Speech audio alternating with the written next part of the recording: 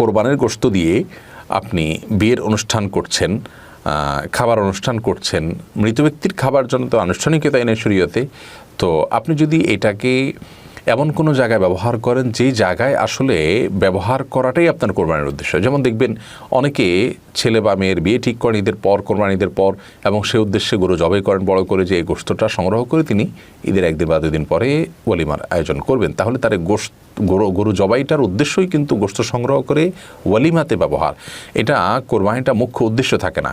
এরকম যদি হয় তাহলে সেক্ষেত্রে সেই কোরবানিতে আপনার নিয়তের বিশুদ্ধতা নাই, এই কোরবানির কবুলিয়ত নিয়ে প্রশ্ন তোলা যায়। এরকম একটা জটিল বিষয়, এরকম হওয়া উচিত নয়। গোশত সংগ্রহ করে আমরা বিশেষ কাজে সেটাকে ব্যবহার করবো, এই উদ্দেশ্যে কোরবানি দিলে কোরবানি হবে না, এই কোরবানির সওয়াব আপনি পাবেন না। বিধায় এরকম চিন্তা আমাদের থাকা উচিত নয়। তবে হ্যাঁ, আপনি কোনো উদ্দেশ্য আপনার ছিল না, কাকতালীয়ভাবে সেটা আপনি করেছেন, তাতে কোনো অসুবিধা নেই।